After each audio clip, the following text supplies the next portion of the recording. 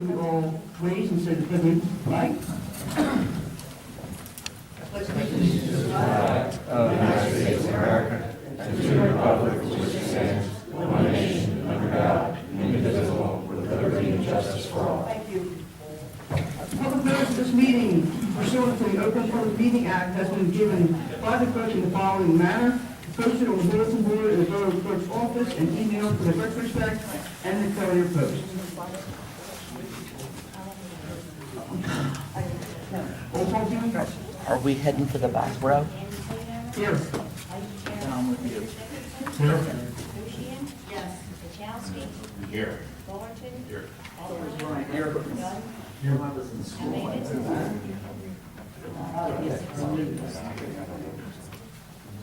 Beatrice? And Over is excused. We gotta let Penny do Dave Rowley? Here. Brian Hall? Here. Thank you.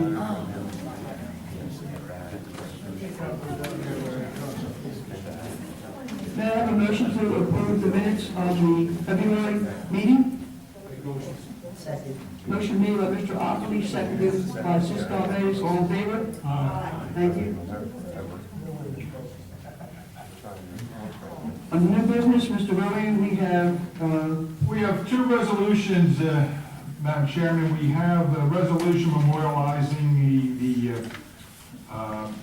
matter located at 900 Central Avenue. Mr. Yanenko, the bulk sale variance, so Mr. Yanenko can construct the garage. As you may recall, the application was modified by Mr. Gastoro at the last hearing, and I believe the final building is going to be, 24 by 32 by 18. Yes, yes, that's correct. So if the board has pleasure to make a motion to adopt that resolution. Entertain a motion to adopt the resolution is read. Second. Motion by Mr. Ockley, second by Mr. Pachowski. We have a roll call, Jim? Playhammer? Yes. Davis?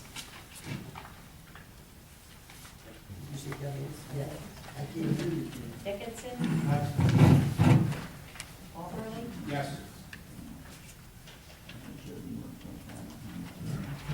Lucian? Yes.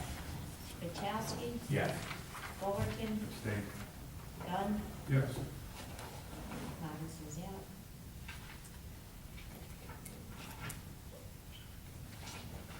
Okay. Okay, the second resolution is regarding Game One Gaming located at 601 East Evesham Road. As the board recalls, this was an application for a use variance and interpretation of our ordinance. Mr. Lezouk did contact me, and I believe sent a letter to the board where, although we didn't make a specific finding of where the business was going to be located, it was just going to be at 601 East Evesham. He has, the lease is actually going to be for a building unit in the middle of the building instead of the end, and it's going to, in fact, be smaller than the unit that the applicant was intending to use. So administratively, I don't see a problem with making the resolution, adjusting the resolution as per Mr. Lezouk's request. I submitted the resolution to June, and other than the other conditions that we imposed regarding, he had to provide bike racks and walkways, and that's included in our resolution. So those conditions remain the same. Okay, I entertain a motion to adopt that resolution as read. Motion by Mr. Lucian. Second by Mr. Pachowski. Roll call, Jim? Playhammer? Yes. Davis? Yes. Dickinson? Abstain. Walperly? Yes. Lucian? Yes. Kachowski? Yes. Fullerton? Abstain. Dunn? Yes. Okay. Consider that resolution memorialized. We have a couple of small items that I'd like to get through before we get to our public. We have an administrative amendment for Mr. Ronald Amerson. Would you like to come forward, please?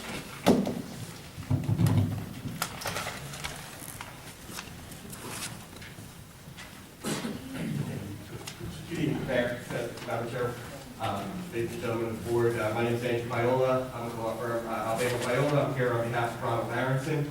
We're here for an application which basically amounts to a request for permission to move a lot line. This is a matter, this was a matter that was the subject of a subdivision back in 2012 that was approved by the board. The board approved side yards of 12 and 12. We're asking that the board permit us to amend that to 7 and 10. And we're not requesting a variance because one's not required. The 7 and 8 is required. So really, we're not asking for a variance. We're just asking for the board to allow us to alter the lot lines that were set in the subdivision back in 2012. I've also, although we didn't have to notice because it's not a variance, I did bring, if I may approach it, I did bring a certified note from the Mr. Chappelle, who was the neighbor next door from the original subdivision, and he has no objection, so I'd just like to add this just as part of the record and ask the board to give it its proper weight. So that being said, I'm not sure that how the board would like to proceed, but we'd certainly like to answer any questions you might have. And this is in the R1 zone? It is. So we require, our ordinance says 14 feet and aggregate and 7 feet on any one side? That's exactly right. I summarized it, but you're correct. And you're going to do 7 feet on one side and 10 feet on the other? That's correct. So you're meeting our requirement? That's correct. That's right. So I don't know if we have to give him permission to remove a lot line, as long as you're in the... You're already within You're all right. I think that there was a problem with the building permit because we were deviating from what was originally presented in the original subdivision. So if there's no action taken by the board and we just have tacit approval, that's fine by us, but that's our intention. Because the problem came up with, was the resolution actually specifically stated they were 12-foot offset. Okay. So they just need clarification before the zoning officer that it's acceptable as is, or they're granted, they want to amend it. Was the zoning ordinance back in 2009, were the requirements, were they the same? They were the same. So I don't, as long as he's complying, I don't... So we can just entertain a motion to make an administrative amendment to his site plan, and we'll take a roll call, and he's already within the 7 foot, and we're talking about the 50-foot lot That's correct. on this plan. That's exactly So correct. we're within the 7 foot, which is our ordinance, so we don't need any type of a variance. Anyone else have any questions on this before we take a vote? Julie, will we please have a roll call vote on making a administrative amendment to Mr. Aronson's? We can. Is there a motion to make a, motion by Mr. Ockerly, second by Mrs. Gushin to make an administrative amendment to Mr. Aronson's site plan? Playhammer. Yes. Calvadas. Yes. Dickinson. Yes. Walperly. Yes. Bushian. Yes. Chowski. Yes. Fullerton. Yes. Gunn. Yes. Thank you very much. Thank you guys for coming back in, I appreciate it. I'm going to just give this to Ms. Elkins as part of the record, if I may. Great. Thank you. Thank you for coming back in, Mr. Aronson. Thank you. Thank you, Madam Chair. Make it nice, huh? Thank you very much. Okay, we have one more, actually, we have two more small orders of business. We have Dean coming in from the vault. He also is requesting an administrative amendment to his site plan to come forward. Mr. Pettit and Mr. Mecca have had discussion upon this, and I will defer to Brian to discuss what Mr. Pettit, Mr. Mecca had said about this. Basically, the applicant is asking to alter the patch enclosure from a brick block enclosure to a chain link enclosure with vinyl slats. Our office is going to leave it to the board to decide whether this is an acceptable alternative or not. And if you do find it, then we would ask that they provide a description, a letter of description, and then a detail of the construction. That way it can be documented and the borough inspector can can have the proper information for the inspection. Is it closed on 3 sides and only open on one? It would be closed on Correct. 3 sides with the door. American fencing would do the work. And it would be closing doors. Yeah. It's got a barn door on the front. What, Same as what's in the Same as- Toronto complex there, they have the same similar fence. if anybody's familiar with Mr. Silvestri's property, where the older plan, the property was, Primo's has a enclosure there, and it's 3-sided with barn, basically barn doors that open this way on the front to allow the trash truck to go in there with the forks, pick up the dumpster, dump it, and put it back in, and the trash enclosure will get locked back up, and that's the name of that too. Mr. Mecca and I had conversation, and he said he had no problem with it, but I had to, again, defer to Mr. Pettit's office because he has to sign off on it. And he and I spoke this morning, and he said, you know, like Mr. Klein said, bring it up to the board for a vote, and that's why Dean is here. Is there anything else you wanted to say on your behalf, Dean? No, there's one that already exists in town, and I'm just asking if the board would grant Or, the okay, and why would you rather have that versus the CBC block? Well, the cost is, Okay. you know, it's apples and potatoes. You know, you're putting footing, you're putting a block, and then you're restricted to that space. So if the business grows, it's difficult to expand it without Understood. being costly. What I would ask though is that some bollards be installed inside. Yep. That way it protects the fence, because the fence is much less durable than this. Good balance there already. Okay. Madam Chairman, what I would suggest, if, instead of doing this with a formal resolution, if it's going to be administrative, or maybe Brian can just do a letter that you're approving, you know, that you're not approving it, but you've reviewed it and complies with it. We still need a roll call? Yeah, I mean, you still want to. I just want everybody to put their input in there. Yeah. Any other questions from members of the board? You guys will understand what he's gonna do. It's slotted chain link fence, there's no, trash on the outside of it, you can't see into it, it's trash. And it's certainly gonna be a big improvement on what's there now. See that down there? Okay, well, all right, well, we'll entertain a motion that we, have Brian send a letter, to the vault, and after the vault has complied with the necessary site plans and Mr. Pettit's office has reviewed and signed off on them, that we allow him to change from a CBC trash enclosure to a chain link fence trash enclosure. The motion on the floor? I'll make that motion.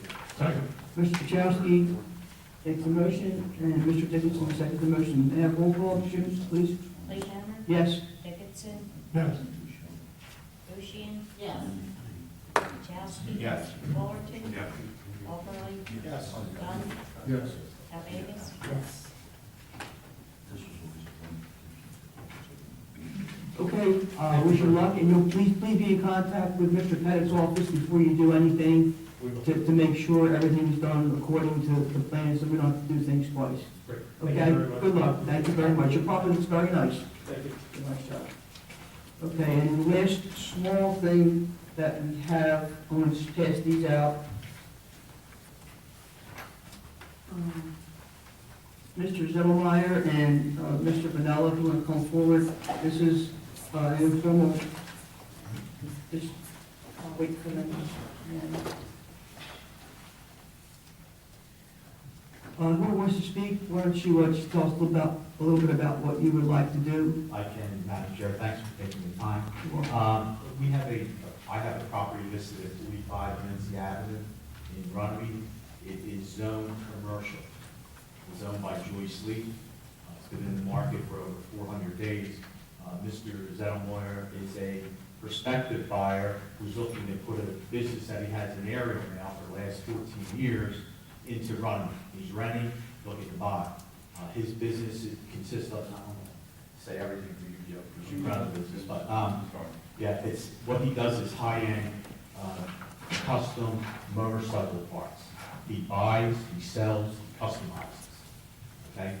He buys them, he'll do brush painting, he'll do, any kind of modifications, he does everything inside the building, and with that being said, again, I'll let Joe explain in more detail, not to hold you guys up, but just to give you an idea. what he's looking for. We're just trying to get something informal here to see if it's worth proceeding. Understood, thank you, Dennis. Yeah, I think Dennis hit most of it right on the head. I get 80–90% of my work up, all over the country and Canada from the internet.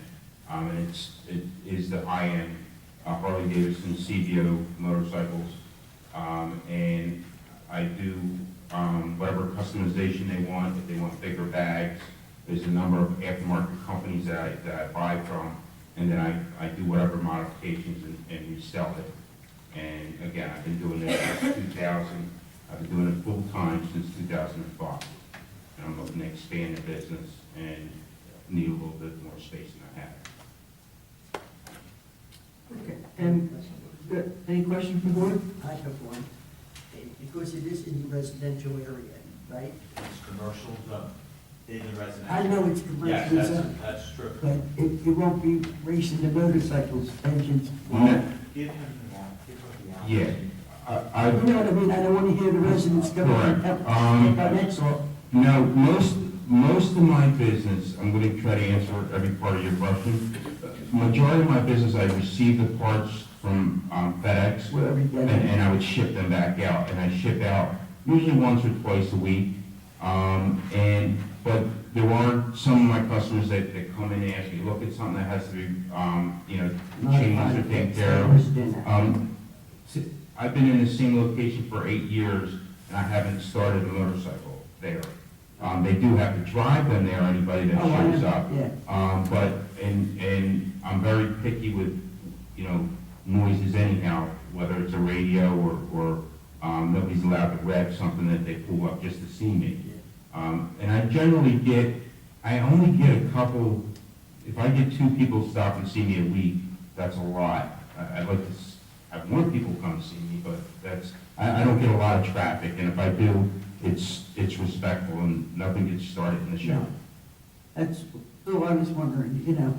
Well, his hours of business are normally 8:30 to 5, Monday through Friday, Saturdays 9 to 1, closed Sundays. The building is now is about 1,600 square feet. The building that he's interested in buying is almost 2,400. Okay. So the business is growing and he needs. He needs a space. Yeah. That's all I was questioning. The property's in the rear.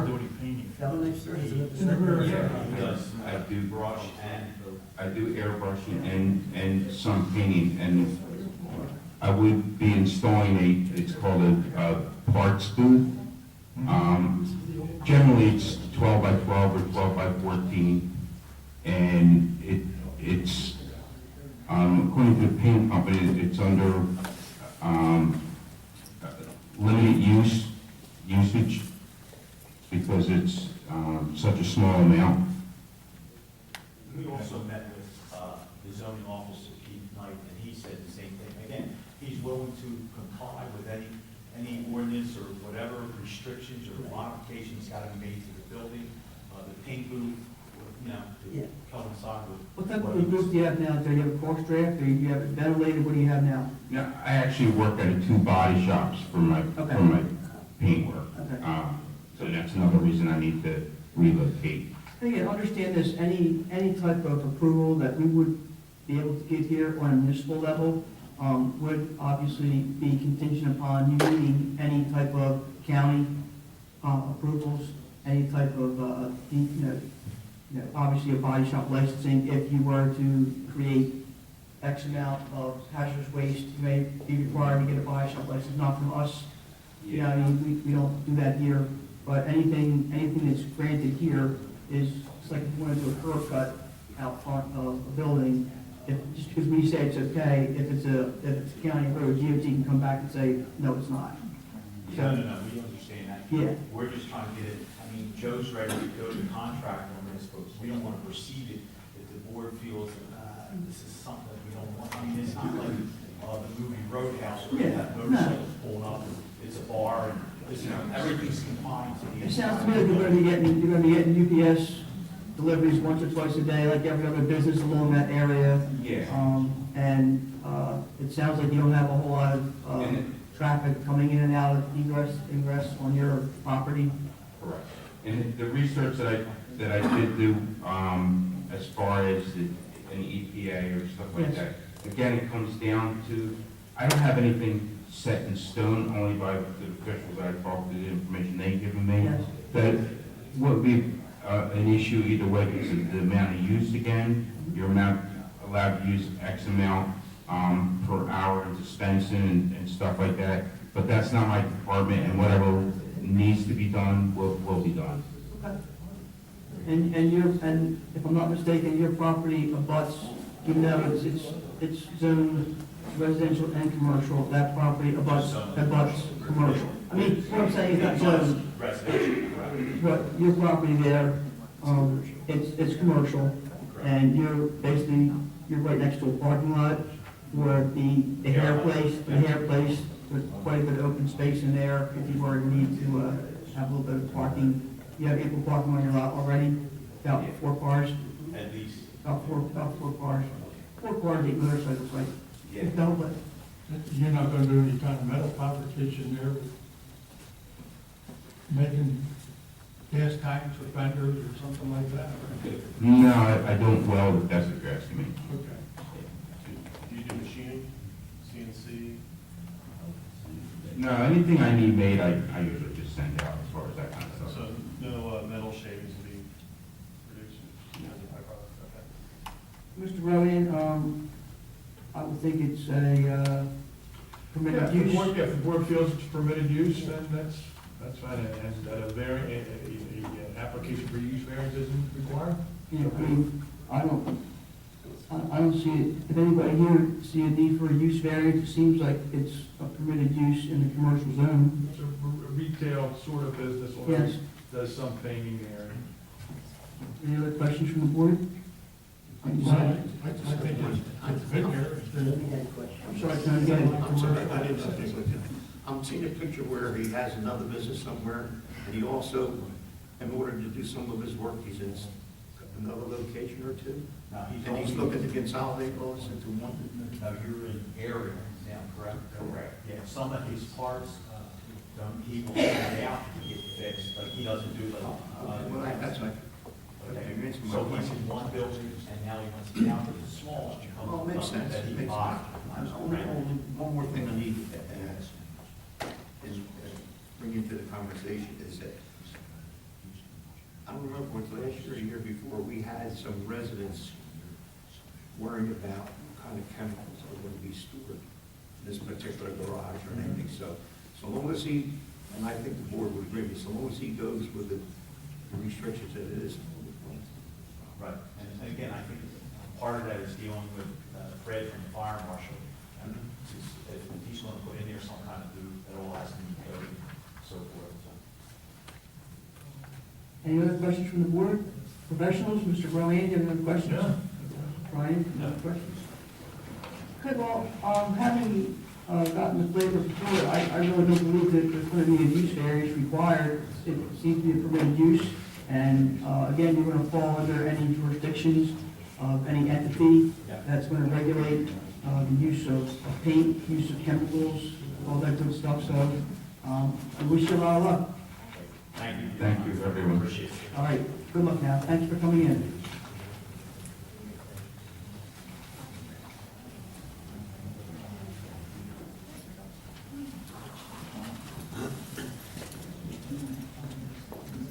Okay, at this point in time, I'm going to ask Mayor to step down. We're going to be hearing the Butler Group, and that is a D variance, which Mayor will not be able to hear at this point in time.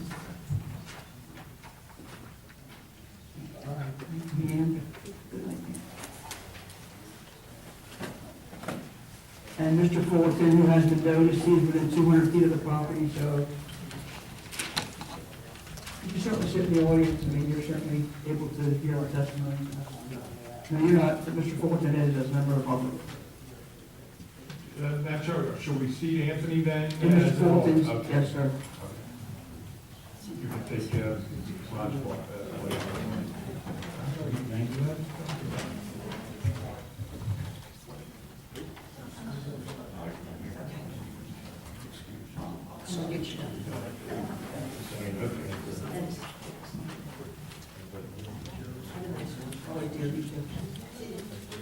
Madam Chair,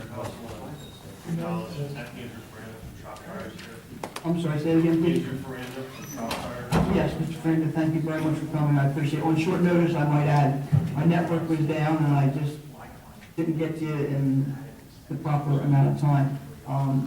Just for everyone's edification, Mr. Beatrice will be as an alternate voting in Mr. Fullerton's spot because he had to step down because he's within 200 feet of the property in question. And with that, we will bring up Mr. Barron and the Butler Group. Welcome, good evening. Thank you, Madam Chair. Jeffrey Barron, appearing on behalf of the Public Group. We originally started this, I know it seems like a long time ago to everybody, last year in November. We came back on a subsequent meeting because the board, through Mr. Rowan, indicated to me that you would like to get a review of the traffic input impact report that we had submitted to you. And we agreed to do that. And then the report could not be completed for the next meeting. And as a result, we were asked to extend one more meeting so that it could be submitted, which we did do. We now have the report, we've reviewed the report. If you would like to hear Mr. Friend talk about what the conclusions were from the Shropshire Group, we're fine with that.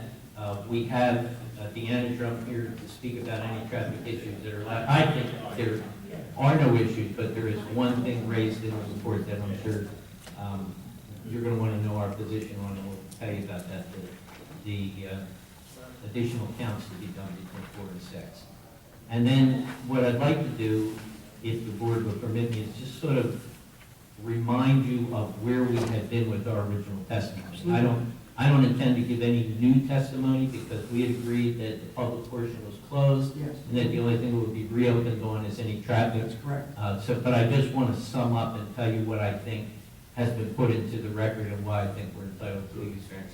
Again, I just stressed to the board, this is only the use variance portion.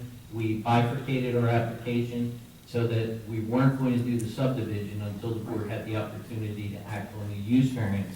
Then if the board granted the use variance, we would be back on it. So, Which is the density variance. I don't remember us closing the public portion. you We did. did. Yeah, we did. Yeah, we closed the public You also portion. think, Joe, we kept it open for our expert, Right. and we want to get testimony from him so he can explain his report. The public could question him, Yes.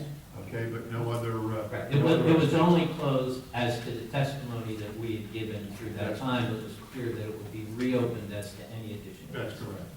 And I want to thank you for your courtesy in allowing us to continue your application while the Shropshire could get this review of your report done. I felt it was very important for the public to be reassured that your report was accurate, and I thank you for your courtesy in allowing us to extend you one more month. We think it's important to. Thank you so much, sir. Sure. Okay, Andrew, if you would step forward. Andrew is from Shropshire and Associates. He, at our behest and at the expense of the applicant, did a review of the traffic study that the Butler Group submitted to us last year. And his review is dated on February 25th, and I will defer to you, sir. Andrew, if you would please raise your right hand. Do you solemnly swear or affirm the testimony you're about to give this evening is true and accurate to the best of your knowledge? Yes, I did. Okay. Andrew, just for the record, so we have a record, could you give a brief synopsis of your qualifications for the benefit of the public? My name is Andrew Ferranda, Feranda. I'm a professional engineer licensed in the state of New Jersey, also in Pennsylvania. I'm a graduate of Drexel University, Bachelor of Science Civil Engineering. I've been in the traffic and transportation engineering field for over 20 years.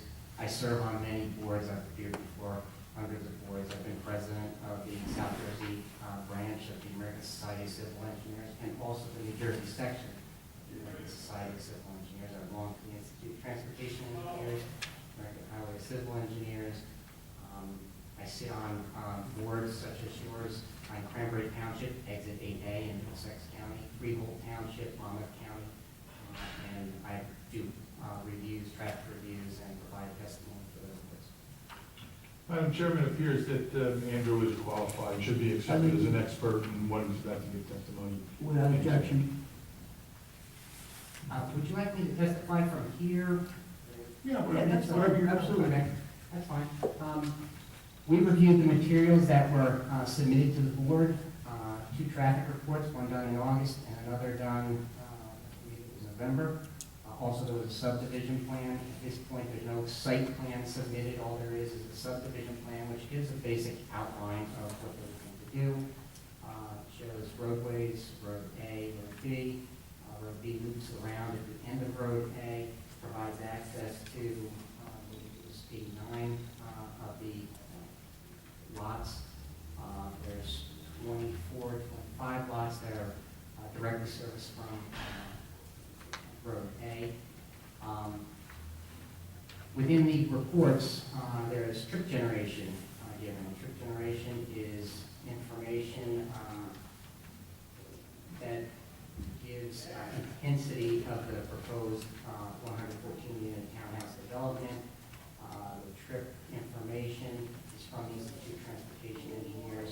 All of this is documented in the reports. We just verified that the reports were consistent with the IPE charts, formulas, and they are. The peak periods were calculated AM and PM, giving the peak traffic, and then they did capacity analysis to show the impact on the adjacent roadway and intersections. All of the information was done in a traffic professional manner, according to traffic engineering standards. The capacity analysis showed that the intersections will function at satisfactory levels based on the trip generation of 114 units. Again, this is not a final subdivision site plan. Things can change, units can go up and down, but certainly the information that's provided is accurate based on what's presented to you at this point. We went through, though we don't have a site plan, we made some suggestions about access.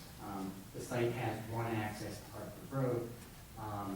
There are 114 units. There's a looping road which provides means of alternate access. However, the main access, Road A, is one singular road that has one access to Hartford Road. We suggested some alternative access along the way to provide emergency access should something happen to block on the road. Now, since the design of the road hasn't been submitted yet, that road can be designed in many ways to allow for accidents happening, such as a boulevard entrance. That could be done. So again, that's left to site plan. But what I was getting at with the access, it would be possible to meet RSIS standards based on the site plan idea, so subdivision plan has been submitted. Potentially they could have access from other locations that would help. Circulation, again, there's two roads. Road B loops around, which is good, provides different means of access. Again, when the final site plan comes in, with the design, the final design. Also, we suggested that they provide information about sidewalks. If sidewalks would be provided, there's a nearby school, we expect that pedestrians would be using sidewalks in this type of development. Sure. That is something that the board should look into. And it's not site plan at this point, but Right. it's something to consider. Getting to the traffic reports, the one hiccup that we might have found in the report, and I think it was mentioned by the attorney, is the counts. Typically, when you're around a school with a lot of influence from school traffic, and there is a school in the area, you would count from 2 to 6, not just 4 to 6, because you want to catch that school exiting the afternoon and the buses and cars all coming out of the school. So we just recommended that the 2 to 6 period also be included in the analysis. It's our suggestion that that be done. I'm not sure that the results would change too much, but it's always good information to have, especially if there's going to be school buses involved in the roadway network and potentially using the signal at Hartford and Evesham that could slow things up for residents of this development. Again, I mentioned the analysis was done in an appropriate manner according to traffic standards. Levels of service at the intersections are satisfactory, we'll see or better. I know they did an original report in August August. Right. And that was when the school I was requested out, so that that was difficult. wasn't Good vacation idea. time and it wasn't, Exactly. when school was back in session. And they did the analysis in November when school was back in Yep. session. And again, the levels of service appeared to Still be. see her better. Yes. Well, I thank you very much for coming in again on short notice. I apologize for that. Mr. Barron? Mind if I ask Ms. course Barron not. a question? Certainly.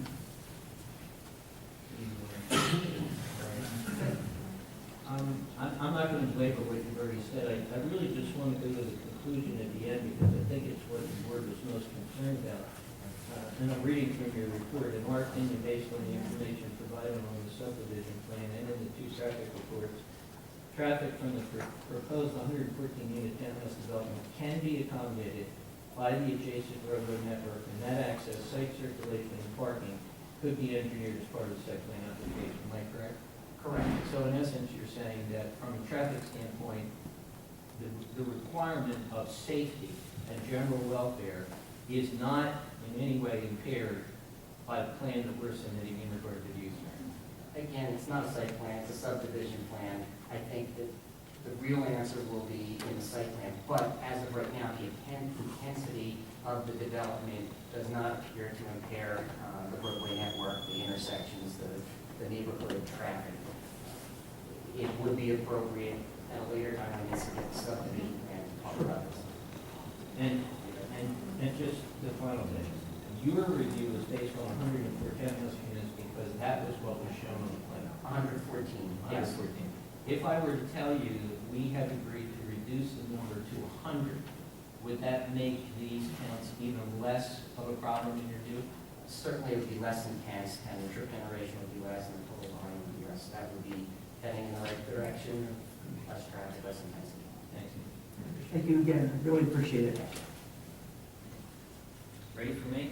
Well, I tell you what, at this point in time, Do you want to open it up That's to the what I'm saying. I public if think- they wanted to just, question? yeah, just because Andrew is still here and I don't want to hold him, but at this point in time, we're going to open it up to the public, but again, as Mr. Rowan stated, the actual application for the density variance, that public portion was heard, testimony was heard, and that public portion was opened and closed. The only thing we're going to entertain this evening under the public portion is any questions that anyone might have for the gentleman from Shropshire who did the review on the traffic study. So if anyone wants to speak upon the traffic study, has questions for the gentleman from Shropshire, please come forward and be heard. Yes, sir. Name, please? Hi. My name's Ed Costello, and I live at 569. You take that out of the thing. We whipped it up, that's good. My name's Ed Costello, and I live at 569 Sherry Drive. And I live just about half a block off Harbor Drive, Road. And I don't really understand exactly where the entrances and exits to this development is going to be, other than that there's like Road A coming off of Hartford Road, and I'm not exactly sure. It seems to be that, in all fairness, the people who live in this area, which I have for 35 years, would like to know just exactly what the street layout would be. I mean, it's funny that we should say this is already closed to the public, but I haven't heard anything about this one way or the other. It seems to be like it's an open and closed thing. Well, sir, the only thing that we are deciding tonight is the density variance. We have not heard any testimony as far as their site plan is concerned. We have not approved anything as far as their site plan is concerned. They cannot go into site plan until the density variance is approved. If the density variance requirements are not met, they can't go forward to site plan. That's why, don't think that when it comes to site plan, we're not going to have more testimony. There's going to be a lot more testimony about, like you said, the roads, the flavor of the neighborhood, how the buildings are going to be set. But this is basically, density, which is how many units per acre. Okay, they cannot go forward with anything until that is remedied. That's the only thing we're doing here this evening. We're not going to do any approvals for any type of site plan, any type of roads, nothing of that nature. Okay, so that's, I'm not trying to be narrow. No. This hearing is I narrow. just wanted to be clear on that. Sure, no, absolutely. I mean, we've been doing this for a few months now, and I appreciate everybody coming out and, you know, taking their time to hear what's going on in the town. But this is a very narrow, variance that they're asking for, and not being granted anything but density variance, if it's granted. I would also like to propose that, to me, in my mind, it's not just a matter of traffic, but having lived in this area for 35 years and having driven around these woods, I can say, and I'm not a wildlife expert, but there is a huge amount of wildlife right back there. Deer, turkey, pheasants. I know it seems hard to believe, but it's like the last bastion of wildlife that we have here in Runnemede.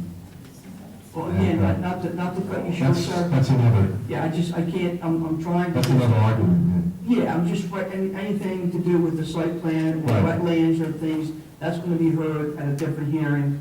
And Right. I'm just trying to curtail everything to the density variance tonight. And then if it moves forward, then of course, we will welcome everyone back to have the question, the site plan. Okay. Thank you so All much. right. Anyone else, sir? Yes. Hey, don't, Christopher Morales, 31 Evergreen. Obviously, this was testimony was given before, but it's just to reiterate, what was the date of the second test that was done in November? November what? Tiffany, do you have that? November 18th. Okay, thank you.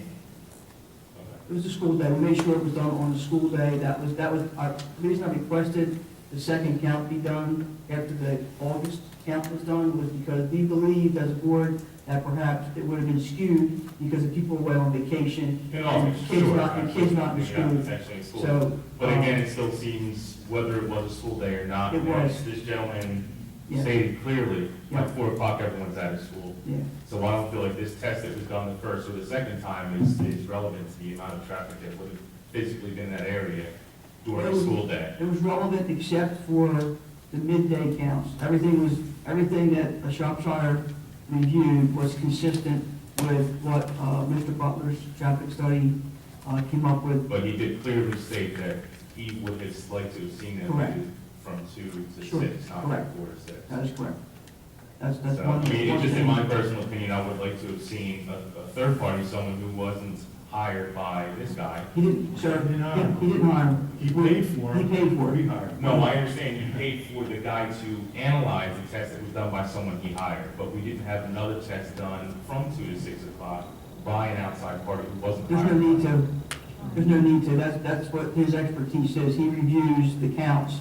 Right, he said it wasn't right, it should have been done from 2 to 6. No, no, sir, he said additionally, he didn't say it wasn't right. He said that additionally. He used the word hiccup, so Okay. he didn't say additionally, he said the hiccup that I would find, which to me would say that there was And I'll something let, and I'll wrong with let, it. yes, sir. So we could clarify, we have the gentleman asked the question. Yeah, he can This reply. gentleman, so we don't have a hiccup in the middle. Yes, we did recognize that the count wasn't done from the 2 to 4 timeframe. Correct. And we suggested that that analysis be provided. But based on the analysis that was shown in the PM period, usually it's the afternoon that really gets the high road volume.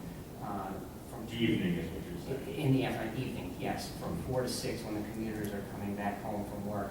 That's usually when the road volume is the highest. From 2 to 4, the road volume will be highest, but the school will be letting out, filling up that lesser. Right, again, the argument that I made the last time I was up here was that I personally come home at 3 o'clock every day, as I do know many parents do, to meet their children coming off the buses, so. And that's why we requested 4 the to 6 additional. might be, maybe, when most people were coming home, but not everybody. And clearly, if we're putting the area with 2 to 3 bedroom homes into it, we're gonna have more children, more buses, and I would think that information would be relevant in this argument. I agree that that's something that maybe could be provided with the site plan when that comes in. But right now, from an intensity standpoint, I believe the analysis done for the 4 to 6 time frame is sufficient, that the 2 to 6 may have some other information that will have to be addressed at site plan. But right now, for this density variance that they're looking for, I don't know that that would have a strong impact on the density variance. The amount, and as you did clearly state to the gentleman when he came up and answered your question, if I was to reduce the amount of units I have, would that impact this report? He said, clearly, the less units you have in it, and that's the entire argument, is for how many units he's allowed to put in there. Because clearly, right now, he's not allowed to put as many as he wants. That's his argument, that's what we're hearing. So he's trying to put more units in it than what the variance is allowing him to do, and that's what we're doing in traffic reports. My analysis was based on the 114 units that the traffic. From 4 to 6. And from 4 to 6, correct. And that is the information that was provided, and my testimony is that that would be accommodated on the roadway network without providing, impacting the roadway. And again, it still seems to me like it's completely unclear as to whether or not this is going, the amount of units that he's allowed to have there is going to affect the traffic or not. He doesn't have his roads specifically set up. We don't know how many roads in and out exactly. We don't know exactly how many units are going to be there, which is what the variance is Well, about. the traffic report is based on what? A guess. No, that's incorrect. It's a guess of how many units and what roads you can have. No, We know how actually, many units is going to be. No. The gentleman already testified, it's going to be 100 units. He would be entitled to 114 under his proposal. that would be has He gets to, He's already 100 reducing unit it about reduction. 12%. he agreed to a reduction at our behest. Okay. That's correct. Well, that wasn't information that was given to us, so we didn't know that. We didn't know. He did that at the last meeting. He's done that, Mr. Barron's. The last meeting we were told was Last canceled. last couple meetings, he's made that.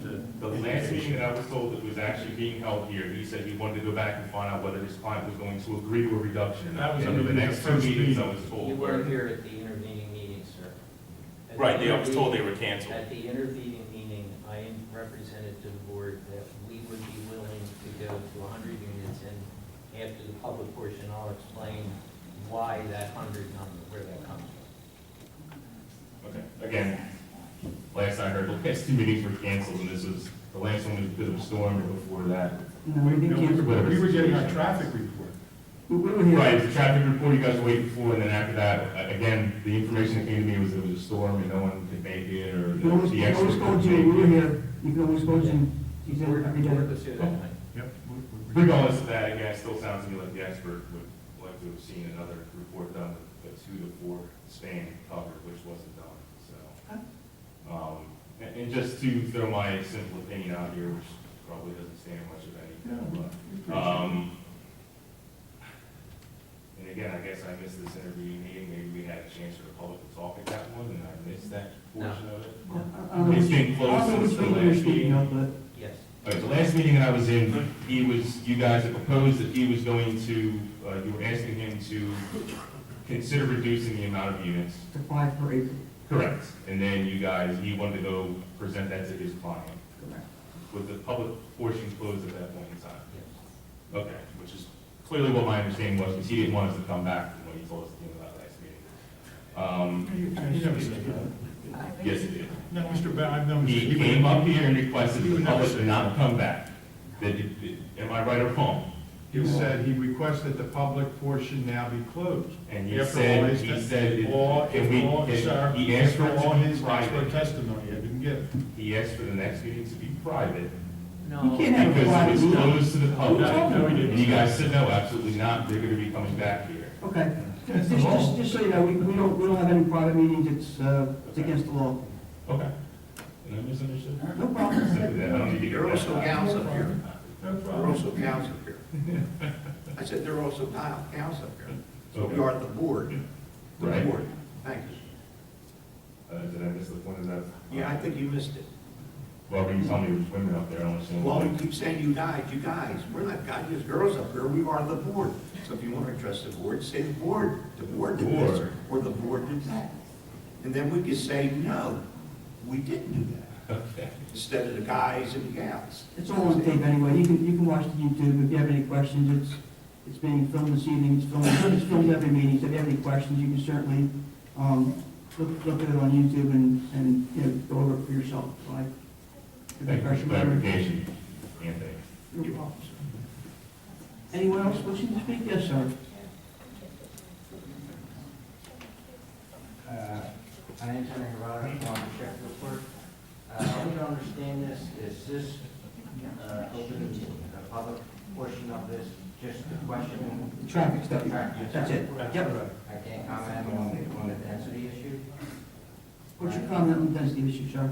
Well, what I'm saying, what I've been thinking, I've been here for, as you can probably see, I've been here just about every one of these zoning with the boundary. Okay? And it seems like the issue is that he came in here and he crucified this whole zoning thing, all except for two things. That means that there's only 3 units per acre, and also the 12-foot or 20-foot setback. Okay? If the board does not, I mean, a while ago, you requested only 90 units, right? 92, I believe we were at. Okay. Well, if you don't grant the variance for 5 units per acre, Yes, sir. if you stay with the 3, you only got 39. It was never, just so you know, Henry, it was never 3. 3 was for single-family homes, sir. Okay. If we had 3 townhouses per acre, that would be a heck of a yard. Well, I understand that, but I mean, It's- he even comments saying that you have a 20-foot unit on one side, a 20-foot unit on the other side, and a large unit in the middle. Well, if they're gonna make a bigger unit, say 30-foot units apiece, well, you got 60-foot space there. There's your open spaces. I'm not saying you're requiring open spaces, but you have the open spaces there. But if you go with the 15 acres, if you develop 15 acres, well, that's only 45. That's still half of what you requested. Okay? So, I mean, the density issue, I got problems with the density issue because I live on that corner. I put up with that stuff that comes over from the apartments and stuff. I clean up out there all the time. I get debris over there. I came in front of the borough council about problems I have with the Hartford Arms. Hartford Arms, the Meadows, or the Metropolitan right now. But it's a point where that if you stay with this, don't give in the variance for 5 units per acre, That's then actually you what we- reduced it. Henry, we actually asked for 5 per acre on townhouses. Yeah, I just want to be clear. I know it's hard to go month to month, and then we skip a month because the chapter report wasn't ready. I know it's hard. It's hard for me. I have a pile of paperwork to keep myself apprised of what's going on. So we asked them for 5 per acre, and we have to conduct ourselves within the letter of the law. It's not a matter of our opinion. It's not a matter of what our likes or dislikes are. We have to conduct ourselves as a board within the letter of the law, what the law allows, what the law allows us to grant, and what it allows us to deny. And again, I know there's a lot of emotion that comes into play when it comes down to someone's neighborhood, someone's backyard.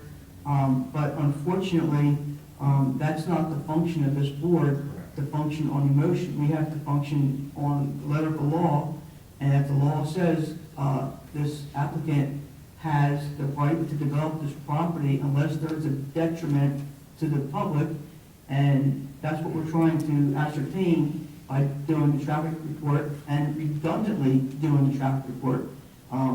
I think we, as a board, have tried to go above and beyond to try to reassure the public to the best of our legal ability for this portion of this application. Not just one traffic report, the second one in November, and then yet another review of the said traffic reports. That's redundant, and that was at their expense. And they had no problem doing it because they know that we are trying to put forth a fair and equitable plan for the town and for the applicant, okay? And that's what we're all trying to do here. But just understand this, we can't just stand up here and say, well, here's our number, this is what we want, and they have to walk away with it and agree to it. That's not how it works. You know, if we deny something, they have every right to move forward and take our denial to the next level, to court, and fight us in court. And if they fight us in court, they may very well get 114 units. Well, the letter I got was 117. Well, I'm just saying, right now, we're Three just, lots were open space then. yeah. 3 lots were vacant, they were open Yeah. space. So just so you know, I think we've all really tried to be diligent, and I know it's taken a long time, and I know it's frustrating to come out to a meeting and only X gets done, and the next meeting only X gets done. But this is the largest application that's been in front of this board. I've been on the board 15 years. And it's important to us as a board, it's important to you as the public, and it's important to this applicant. He has a lot at risk here to develop this property, and we're all trying to get it right. We're all trying to get it right, and he didn't have to agree to 100 units. He's under no legal obligation to agree to 100 units. He is trying to put something fair and equitable that's palatable to us as a board and to you as a public to try to afford some open space, which is what the public has been, and the board has been asking for. So just know that we're trying to, I don't want to keep on keeping on, but we've also put some other restrictions on it. It will never be low-income housing. That's going to be part of the deed restriction. A lot of people think that is because Well, then- he's going to have 100. But listen, that's going to be part of it. Okay. It's going to be in writing, it will never be allowed to be low-income housing. I mean, and they've agreed to that. They're never going to be allowed to make the garage into a bedroom, okay? Well, you never stopped that before. I seen people house, in my development, they changed it. Well, that's going to be part, well, I'm just telling you, as a board, we have asked that that be part of their How are you going to police approval. it? I'm going to police it. How are you going to police it? I mean, once the person gets in there, he's going to be in there for five or whatever years. All of a sudden, he's a handyman or something, and he closes that up, keeps that garage door there, but he changes it into a That could be both a code violation because the point of sale document is going to say what the person is permitted to do with the property.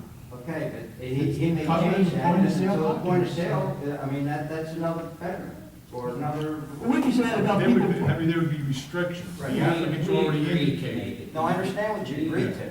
Yeah. I understand what you agreed to. Okay. We agreed to deed restrict each unit against conversion to garage. So it's different than just a point of sale disclosure. It's Okay. different than a number just saying I can do what I want. If they violate the deed restriction, they can be forced to take it in. The town can force them to go. So can you. Anybody can force a deed restriction. Once it's against the property. How does public anybody- know that I can tell them to change that back into a garage? Because that's part of the approval that's included, if we ever get to that stage. Right. We're not even there yet, we're not having. Oh, I know that. But they've already indicated, when we get to the planning session, this is just the first step. No, I There's understand. a lot more to go. But what I'm saying is that the density issue is what I'm against. I don't care about the other, the traffic report. Yeah, there's going to be stuff like that, but if you count 100 units, Let me give he you- come along and Let me said, give you in a nutshell, Henry, and for the rest of the public. Our ordinance, unfortunately, as Mr. Barron pointed out in his first meeting is here, okay, is devoid of any instructions to a builder or the public owner. It says that townhouses are permitted, but when it gets into the specifics of how many per acre, there's NAs, which means not applicable or not here. It means that the town fathers never approved it. All right?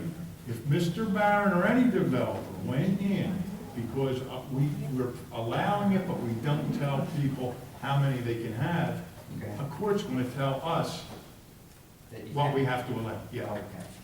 So in my opinion, as I told this board 3 years ago, the way our statute is, our ordinance is, if an applicant went in, if we didn't act on it, Mr. Barron would get he would get 114 units at a minimum.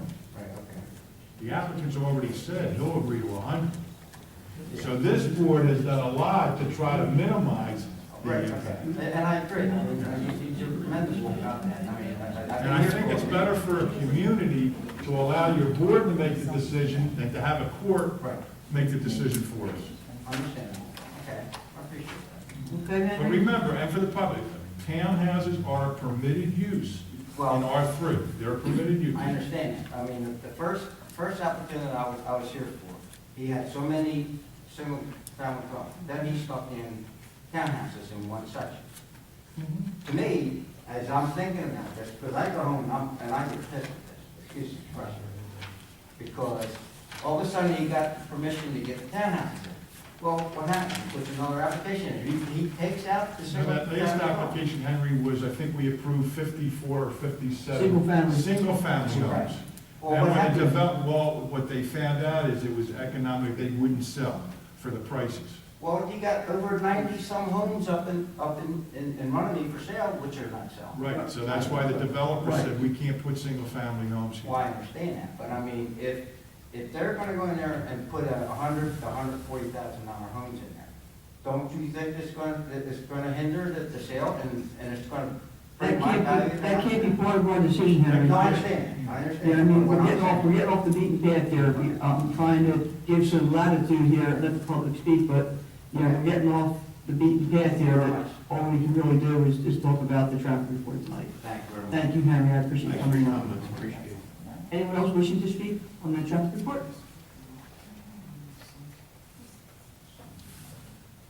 Jeff? Entertain a motion to close the public portion of the meeting? No move. Okay. Mr. Barron, you want to make some comments, sir? Thank you, Madam Chair. In regard to Mr. Ferrera's report, we're pretty much amenable to everything that he said. I don't know if you have your reduced plans with you this evening, but if you don't, there was a question raised as to what are the traffic accesses that would be proposed.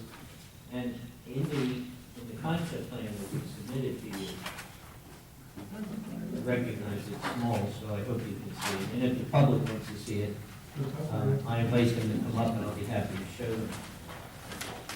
This is the development, and you will see that we own a piece of property right here that comes off of the loop. We're amenable to making that an emergency access. The only reason. Are you Shan? Yes. Yes. The only reason that we haven't is. That's unfair, I can't see that. I can understand. Would you like me to give it up, Casey, you can take a look at it? The reason that we didn't include the new program there is because at that point, we didn't have any traffic information from your expert.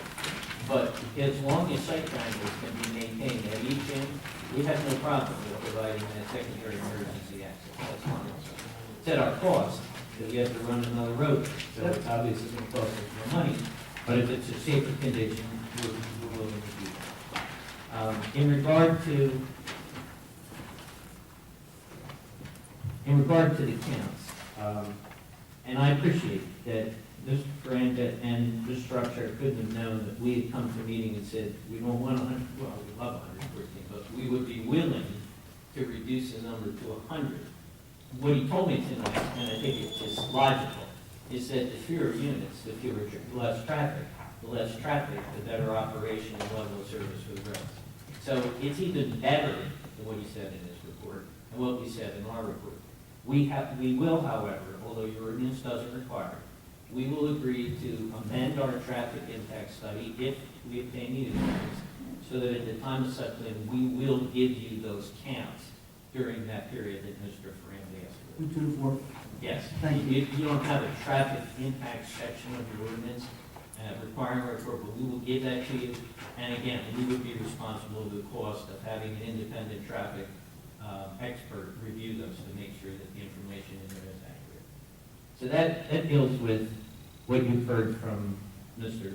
Ferranda this evening. And I think the chair is correct. I think it would be worthwhile, not just for the board, because I know the board does keep notes, and it's a pretty good idea, but to go back with the public to explain how we got to where we are and in summary what the law is. Our first iteration of this plan, based on what could fit on the site, was 134 units.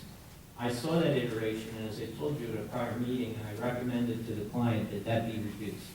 I thought that that density, which would exceed 6, would be excessive.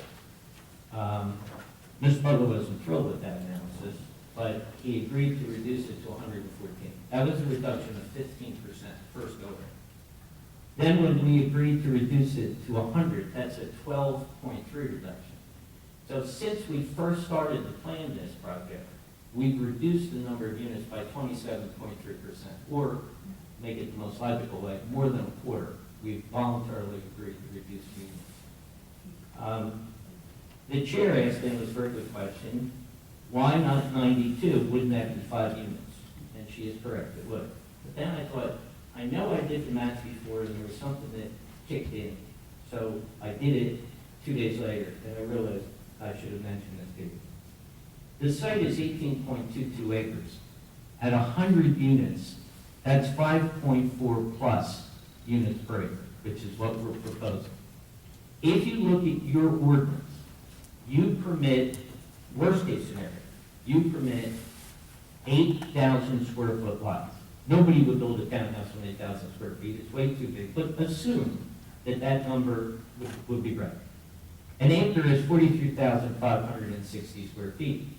So if you divide 43,560 by 8,000, guess what you get? 5.4.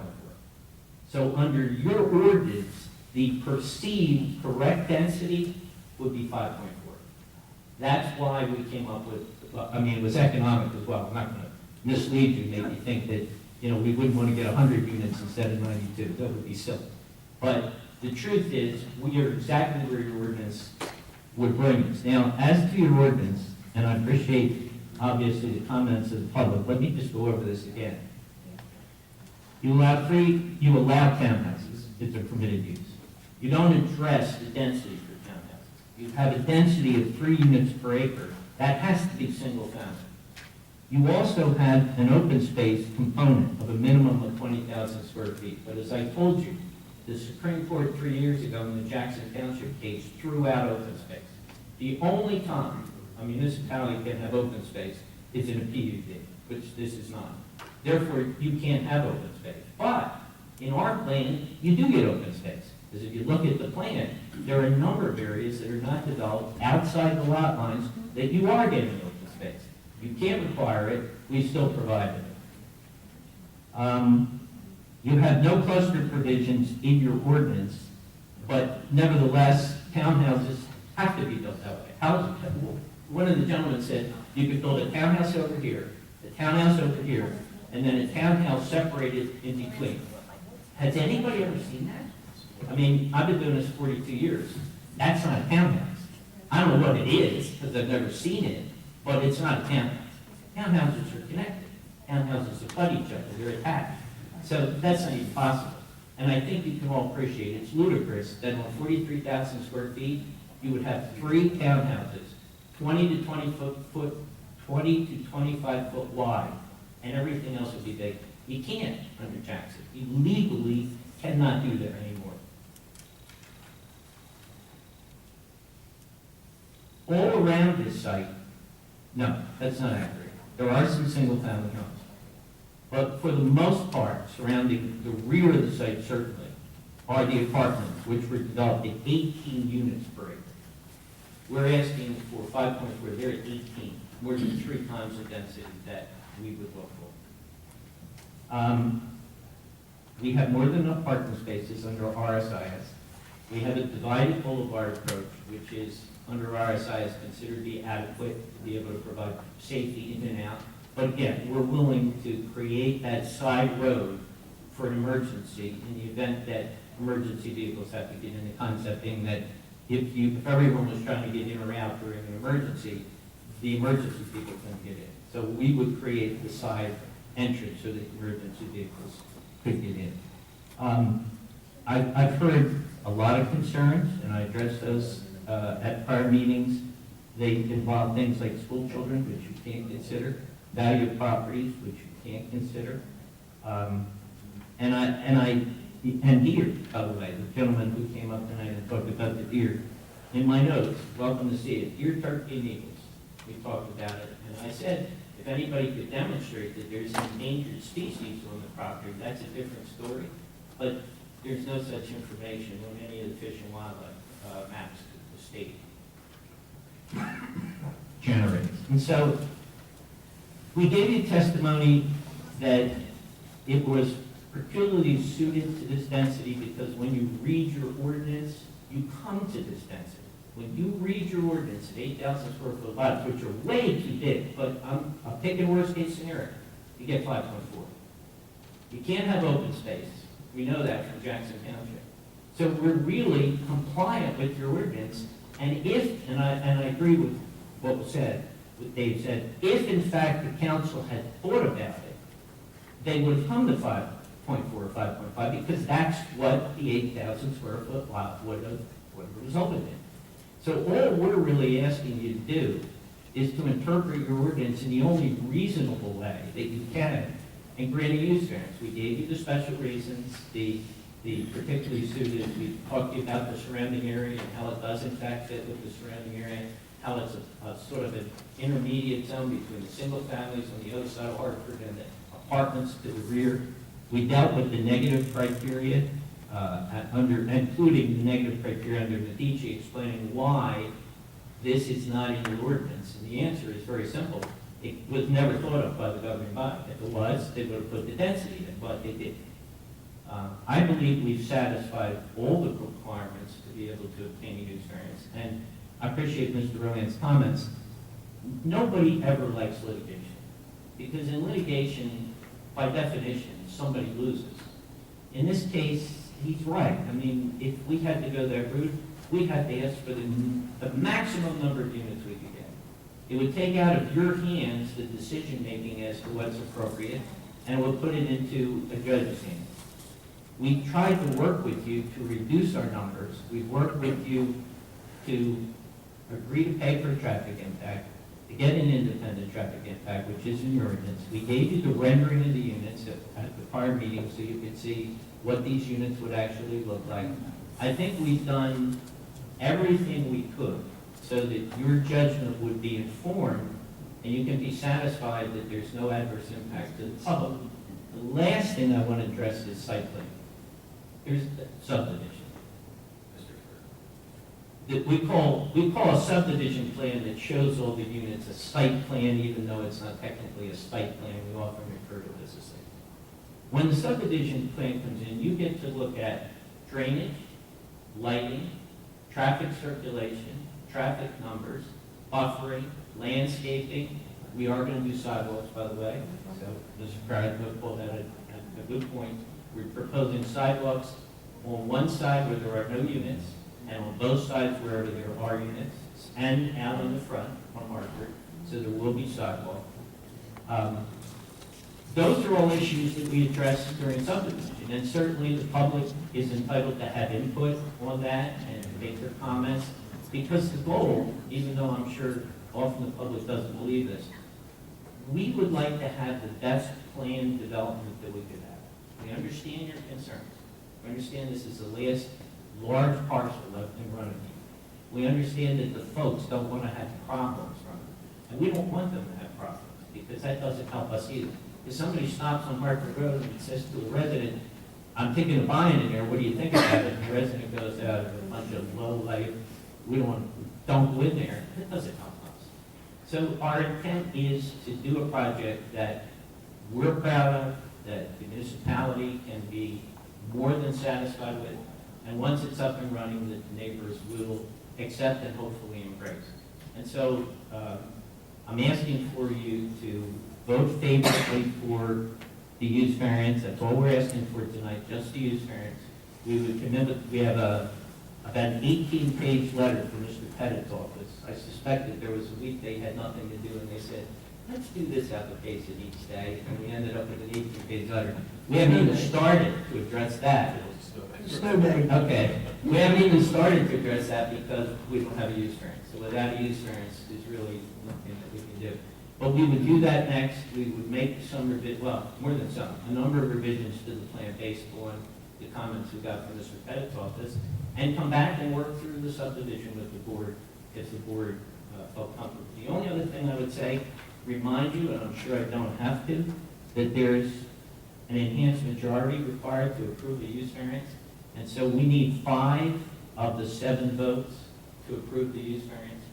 And I always tell that to the board, because some board members count and say, I don't want to be the person that has to say that this is approved, so I'll wait till the end. And then sometimes they wait till the end, and 3 people have voted against it. It's a little too late. So I always just remember board so that they don't make mistakes. And I'm sure Mr. Rowan would have voted.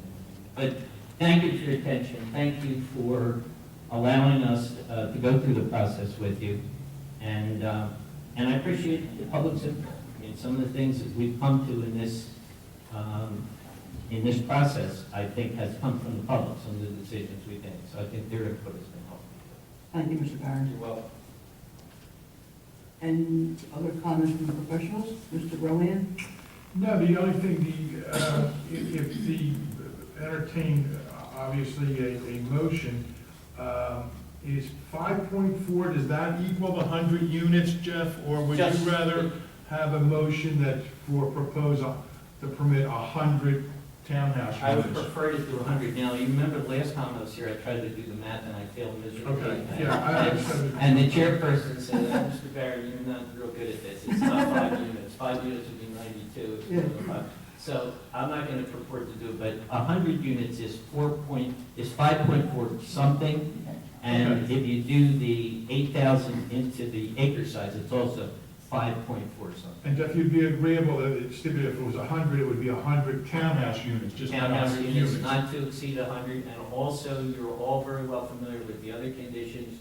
There will be no Section 8 housing, there will be no types of housing that would be subsidized housing. This is intended to be by right sales at market value. There is no intention to create anything else. And I believe it was represented, Jeff, that there would not be to build for the builder to build to rent. That's correct. It would not be rentals of the units. That's correct. These are owner-occupied units. Brian, do you have any comments? No, it's not. Or any other questions from the board? I have one. I look at a definite definition of substantial detriment. I've never gotten one. You won't find one that says that equates what substantial detriment is. But you've heard expert testimony, Joe, that said that there was none. Obviously, there's an impact anytime you do anything. But there was no evidence that was presented by any professional person that could give testimony that there would be a substantial negative impact. Okay, is there a true definition? No, but is it subjective? I don't know, I guess it's an objective thing. But is there a chart you can go over and, okay, if it reaches this amount, it's substantial? No, Jim, there isn't. But remember, there was no testimony by anybody, any of the traffic engineers or by the applicant's experts that said that there would be a substantial detriment to the zoning ordinance. In fact, their testimony, as I recall, said that there was not be a negative impact. Obviously, there's an impact. There's an impact for everything. Impact from one house. Mr. Barron is correct that the argument can't be made, well, it'll increase school population. That's not a criteria which you can base an approve or deny. The same thing, we've heard I think somewhere along the line that this will diminish property values to adjacent property. Well, there's no expert testimony to that, and once again, even if there was, you can't use that as a criteria. As we've gone along through this application, Mr. Barron has referenced the Coventry case, which was adopted by a case called Grubbs versus Slidhauer, I believe, which specifically used the rationale from the Coventry case and adopted that in the Grubb case, which says you can't look at this under the same criteria as you're deciding a case under the Medici standards. That's when a use is not permitted at all. The standards an applicant has to use in those instances it's an enhanced standard. The applicant didn't have to show an enhanced standard on this one. It is a permitted use. All he has to show is that the site, as it is, can accommodate the higher density that he's requiring. Mr. Barron is correct. If we do look at what our ordinance proposed, it states as far as single-family residence, which is 3 per acre, remember, it's silent on clustered housing or townhouses. If we had 8,000 square foot lots on an acre, yeah, you would probably get over 5 houses an acre. He's correct on the Jackson decision. That Jackson decision said, planning board, zoning board, you can't make a developer or somebody that's doing a subdivision dedicate open space. If you do, you have to compensate for it. Mr. Barron's correct. The only time you can do that is if it's a planned unit development, which this is. So, and again, by doing this, the board is making the decision. As it was my opinion for a number of years now, if you let this go to a different tribunal, I believe, and I have to concur with Mr. Barron, the court might give him 130. I could almost, my experience of being before planning boards and being in court, I can represent to the court, he would have gotten 114 and possibly more. So I think by controlling, the board has done the applicant has agreed to something less than really what he would be able to obtain. And I believe you have to consider that concession in, making a final determination. And once again, remember, this is phase 1 of this development. He still has to come back for the subdivision, and there could be other requirements that this board, with additional input from the public, might put on in that final subdivision plan. I just say 2 things. Sure. It's a very good question, what substantial means. We know from the cases that are decided that there are 2 areas where substantial is used. No substantial detriment to the public good, and no substantial detriment to the intent and purpose of the zone plan and zone ordinance. There can't be a detriment to the zone plan and zoning ordinance because you don't have a standard. So since there's no standard, it can't be detrimental. As far as the general welfare of the public good, that has to do with, does it fit with the surrounding area? Well, and I don't know what you're paying this for, but you don't pay him enough. Because he got it better than I probably would have gotten it if I was sitting there. And he's gotten it better than most solicitors that I ever do. The point simply being that you look at the neighborhood and is it consistent? Well, there's apartments at 18 units per acre. There's single-family homes at 3 to 4. I think it's very consistent. And substantial means a lot more than just a little. And he's right. What testimony have you had? You did your due diligence. You have a traffic engineer that says no substantial detriment to the general welfare. There's no case that would allow you to back up on house values, especially without expert testimony. Wildlife, as I said, there's no demonstrated issue there. So, and I mean this, I do, I mean it most respectfully. I don't know how you turn it down. Believe me. I've learned over the years, but if you're adhering to the law, which I think is what Mr. Rowan has just charged you with, I really don't want that to do. Now, that doesn't mean, and I just want to emphasize this, we are asking for 100. We may not end up with 100 if we get the subdivision and we have some problems, or if you don't feel that we do need a few variances, that those variances aren't appropriate, well, then we may not get to 100. But what we tried to do is get to a number that showed you we were willing to compromise from what we would be entitled to, and get to a number that, at the same time, you could be satisfied, makes sense given the piece of grade. But it's a good question. Thank you. I don't want to find out the answer to this. Thank you, Jeff. Anyone else have any questions? I was curious about something in the traffic study. Is there a reason why it's not done in the morning rather than the afternoon? It was. It was. Oh, it was done, okay, all right. There were total trips projected. They were done in the morning at peak and in the evening at peak. And those were all the trips. Anyone else? All right, well, before we vote, I just want to, number one, thank all the members of the public for your diligence in coming out, and I know it's been one of those things that gets continued because of the importance of this application. It's been continued through a few meetings, and I know sometimes you have an expectation of a finality or something, and you don't get it. Sometimes you get disappointed and say, my goodness, I have to come back and spend another night at the zoning board. Well, I'm glad we did it, and I'm glad you guys all came out. I truly appreciate all of your time coming back out and interjecting all of your feelings and all of your opinions into what we're trying to put forth here. The first thing Mr. Barron said to me when he came in front of us initially was, I don't intend to be adversary.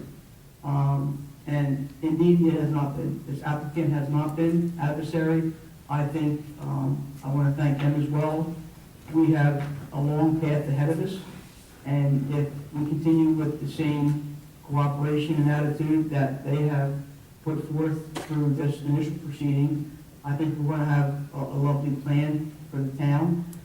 At every junction that I, with this board, asked them to do something, they've done it for us. And we, myself, only one person, but I appreciate them reducing the number of the units down to 100, which is, about as palatable as it's going to get. I appreciate them paying for a review of their own traffic study that was done twice, and I appreciate them giving us the extensions that we asked for so we could do our homework. They didn't have to continue their application. They could have said the clock's ticking, I want to be heard in February, I don't care if you're ready or not, and they didn't do that. So I just want to thank everybody, the public and the applicant and the professionals, David and Brian, you guys are doing a great job. And with that, I guess we'll entertain a motion to grant the density variance for not to exceed 100 townhomes. Anything else you want in the And Madam Chairman, as indicated, we can, one of the conditions we can list, although I'm sure we would do it again, and not to be repetitive when the subdivision comes in, but the applicant said that he would amend the traffic study if the density variance is granted, because of the final subdivision plan, if that's going to require that, or if the board would want that. The applicant also indicated that he would create another entrance if needed, if based on a subsequent traffic study, or if the board feels that an emergency exit should be provided for, they're amenable to that. He's also agreed that there would be no Section 8 tenants allowed. There would be, these houses are not to be, or are not being built with the intention of low income, and that the builder will not build to rent. It's got to be built for resale. Once again, you can do that as a condition. Yes. Those conditions would also probably be addressed again in any final subdivision. And we're amenable to the other conditions we'll discuss. Let me finish. We're amenable to the other condition that the gentleman raised, that the units would be deed restricted against conversion, so that they would be used for a purpose other than the original layout. We'll agree to do that. Thank you. So with all those conditions listed, no questions, Mr. Dickinson? Yes, sir.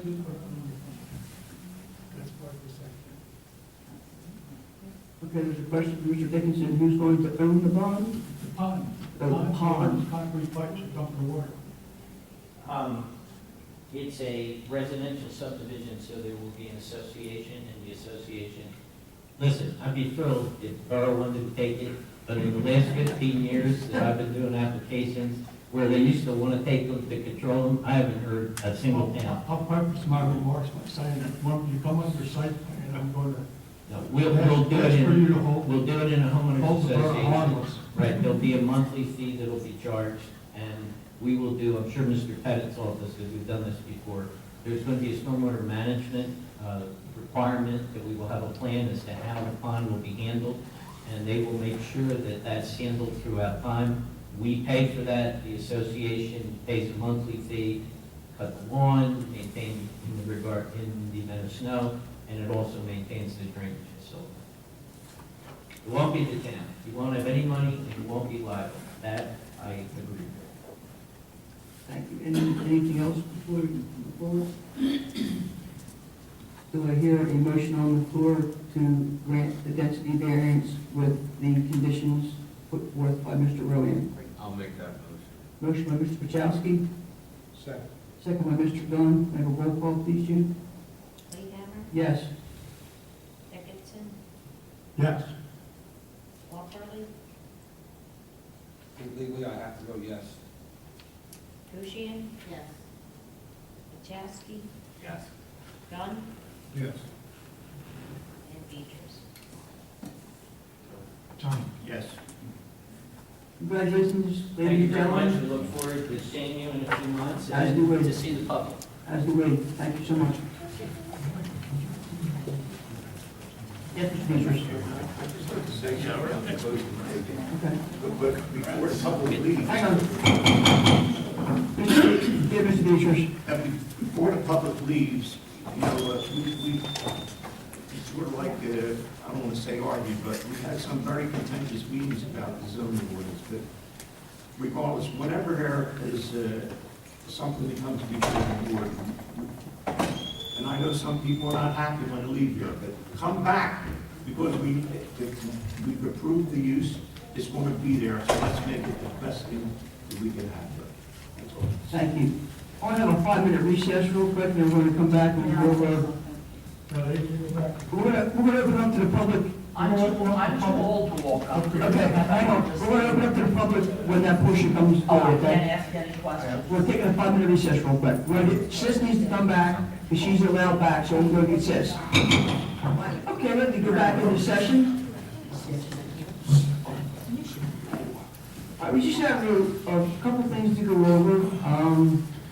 One point being that I spoke to Council President Kapados this morning, and he wanted me to communicate to you all that Mayor and Council are, in fact, progressing forward with Leah Fury, who is the planner for Bachman Associates. We had requested a few months ago that they start working on changing the ordinances for the signs in town. We've had a lot of businesses asking to, trying to enhance the signage of their business. So they're looking to have the planner go through that.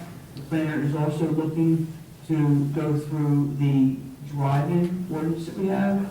And then also, even though this is the last big parcel of land, they're also going to go over the ordinance for townhouses, just because they want to do some housekeeping in that instance. So that's going to go through council, and it's going to come back to us for our review and our comments, and hopefully in the near future, we can make some progress on allowing some businesses to have better signage and possibly having some businesses have drive-ins for restaurants. We have a fence ordinance that Mr. Wright would like to spend a few moments on to go through with us. That's another ordinance that we've been dealing with. Mr. Wright, want to come on up? Does everyone have a copy of the fence ordinance? Okay. Yep. What number is that? That zone, the fence? It's 39515, and specifically 39515 C.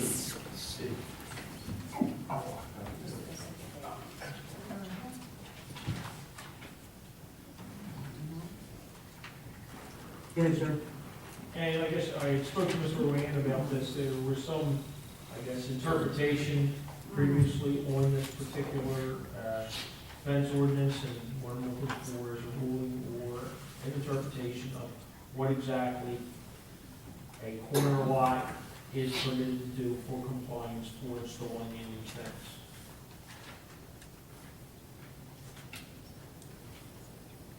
Okay, so as it reads now, fences and hedges At intersecting streets, a corner lot shall comply with fence regulations for front yard areas outlined in subsection B on each property line and yard adjacent to a street. No B. Pardon me? You don't have to. There is no B. Yeah. To be or not to be. Subsection B, is that what, 48 inches in height? Yeah. Right, and the key word, existing front yard line as determined by the construction code official. I remember what you and I talked, this was before Christmas.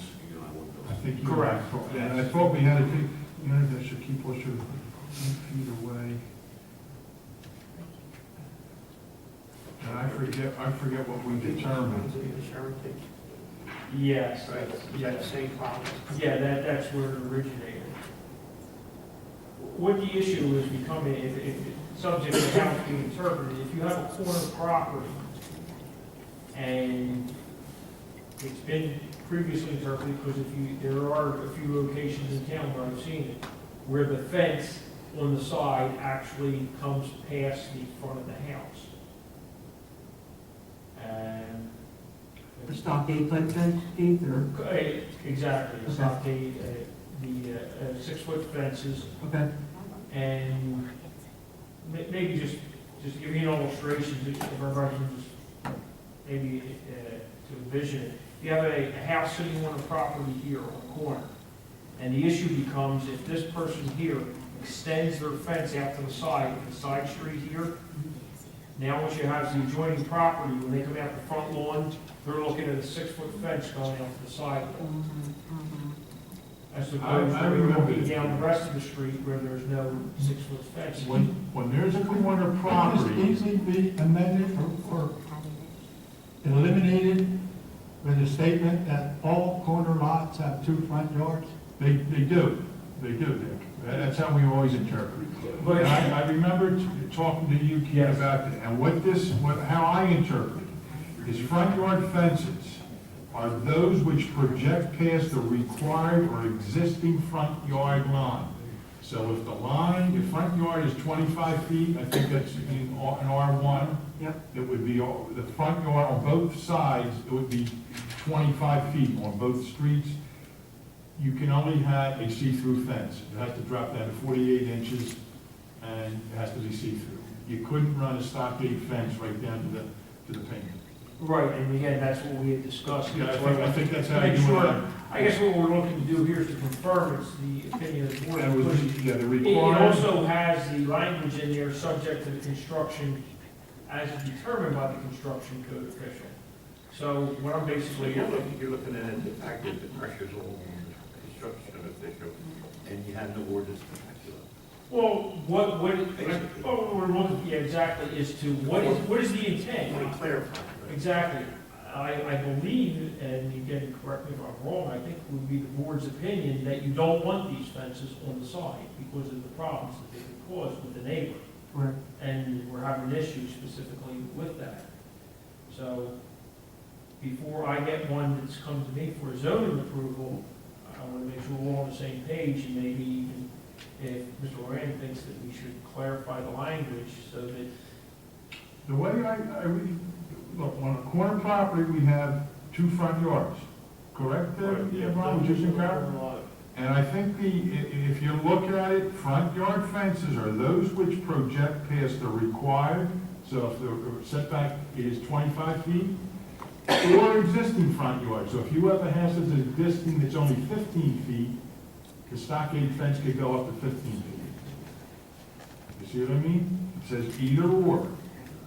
All right, beyond the required or the existing front yard line of the building, okay, you can't have, then the fence has to be, can be no higher than 48 inches, and it has to be open, it has to be a chain.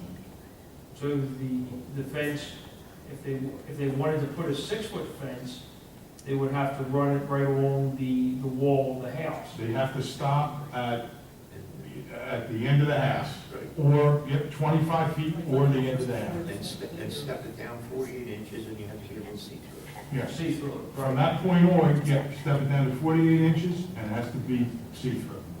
Because again, that's the problem that we've encountered. There have been some fences that are installed that, they go along the side of the house, but then they go right around the sidewalk and they're 6 foot. Yeah, I don't think. Because they're in line with the front of the house. Well, that's permitted, because it says, or existing front yard line.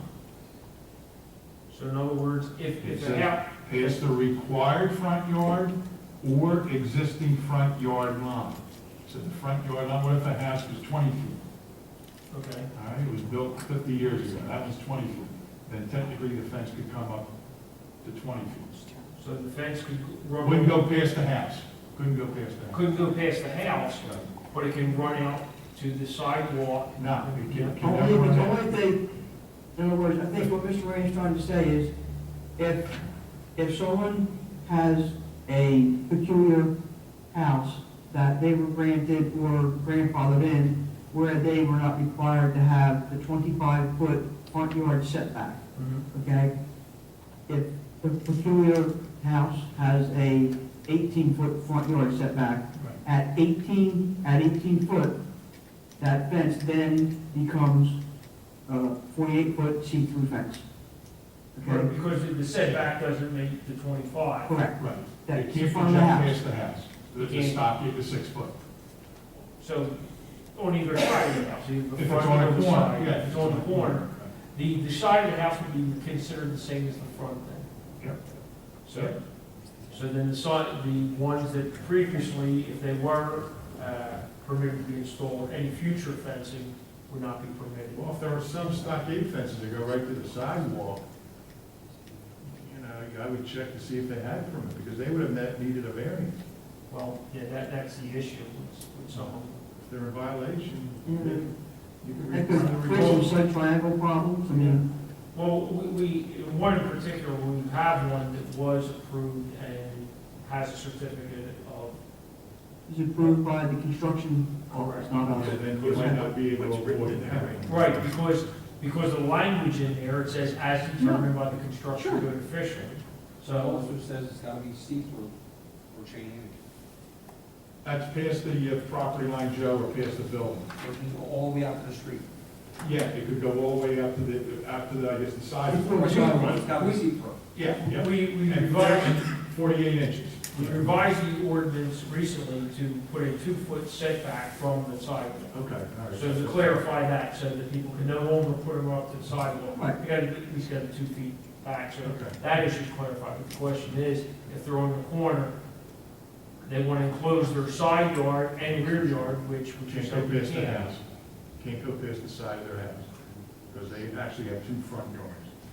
Should we do something, move forward to rewrite the ordinance a little bit clearer, so that Keith and Mr. Mecca have a little bit Yeah, we more could protection? suggest, to the, Could you send a letter up to mayor and council to that effect, that we believe that And the, clarify section B of 339515. yeah.